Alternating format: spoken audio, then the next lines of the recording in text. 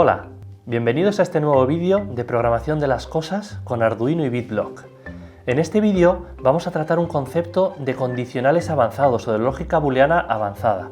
Entonces lo primero que tenemos que aprender es cómo es la lógica cuando tenemos comparaciones un poquito más complicadas que simplemente decir si el sensor de luz es menor que 500 o si el botón está pulsado. Para ello vamos a ver la tabla de verdad que aparecerá ahora aquí a mi lado. Lo primero que vamos a aprender es la comparación y, es decir, cuando tenemos dos condiciones y queremos que se cumplan ambas. Entonces, imaginaos, si yo digo quiero que el botón esté pulsado y que la luz esté apagada, en ese caso tengo verdadero, es decir, botón pulsado y verdadero, luz apagada, entonces el resultado de eso es verdadero. Sin embargo, si una de las dos condiciones no se cumple, sería verdadero y falso. Entonces, verdadero y falso da lugar a falso. Y por supuesto, falso y falso da lugar a falso. Esa es cuando utilizamos la lógica compleja con la unión y. ¿Cómo sería si utilizamos la unión o? Es mucho más sencillo. Imaginemos que quiero decir, yo quiero que la luz se encienda cuando el botón esté pulsado o cuando la luz esté apagada. Entonces, en ese caso, cualquiera de las dos, si son verdaderas, se ejecuta. Es decir, verdadero o verdadero es verdadero, verdadero o falso es verdadero, falso o falso es falso. Eso es lo que vamos a ver en este vídeo de hoy y vamos a ver cómo se implementa en Bitblock. Entonces veis que ya he hecho los esquemas de conexiones. Como siempre he utilizado un pulsador, he utilizado un LED y he utilizado un sensor de luz porque voy a hacer estos ejemplos que os he explicado. Entonces vamos a la programación. Recordad que lo que yo tengo que hacer en este caso es, si sucede una condición, hago algo. Pero ¿qué es lo primero que encontramos? Que si yo escojo el sí habitual, al que ya estoy acostumbrado, ¿qué pasa? Que aquí no hay modo de elegir el I o el O, como os he dicho, por lo que este bloque no nos sirve y tenemos que ir a los bloques avanzados. Vamos allá, vamos a bloques avanzados y aquí tenemos una condición sí genérica, es decir, si lo que sea, entonces yo hago la acción que quiera. Entonces el ejemplo que voy a hacer es muy sencillo. Si el botón está pulsado y no hay luz, es decir, el sensor de LED detecta oscuridad, voy a encender un LED. Ese es el ejemplo que voy a hacer. Entonces, fijaos, lo primero que he dicho es si el botón está pulsado y no hay luz, lo que quiere decir que lo primero que tendré que buscar es la operación lógica y. Para ello me voy a la parte de lógica y entre las opciones existentes busco el i. Aquí está. ¿Veis? Entonces ya tengo aquí que voy a hacer dos condiciones con el nexo lógico y. ¿Cuál será la primera condición?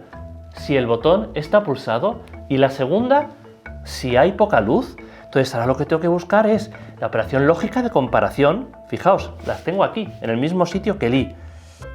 Cojo una y cojo la otra y ahora simplemente tengo que rellenar los huecos. El primer hueco, si al leer el componente pulsador es igual a 1, vamos allá, ya lo hemos hecho más veces. Si al leer el pulsador es igual a 1, entonces ya tengo la primera comparación y la segunda comparación es si estamos a oscuras, es decir, si al leer el sensor de luz es, por ejemplo, menor que 200, pues vamos allá. Si al leer el sensor de luz es menor, en este caso no es igualdad, que, por ejemplo, 200. Recordad que esto siempre depende de la sensibilidad de vuestro sensor de luz y de la luz ambiente. Entonces, en este caso, ¿cómo va a funcionar? Si ambas son verdaderas, porque es la unión y, sucederá la acción que yo quiero que suceda. ¿Cuál hemos dicho que queremos que sea? Que se encienda el LED. Y el resto ya lo hemos hecho otras veces, ya sabéis cómo es. De lo contrario, aquí está, de lo contrario, ¿qué es lo que ejecuto? Pues de lo contrario lo que ejecuto es apagar el LED. Muy bien, vamos a ver cómo funciona esto. Ya tenemos aquí nuestro montaje. Hemos compilado, se ha cargado en la placa y fijaos, si yo apago la luz, ¿cómo lo hago? Tapando el sensor de luz, el LED no se enciende. ¿Por qué?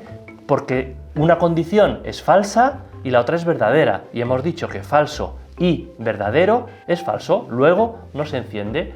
¿Qué pasa en el caso contrario? Pulso el pulsador, sin embargo hay luz.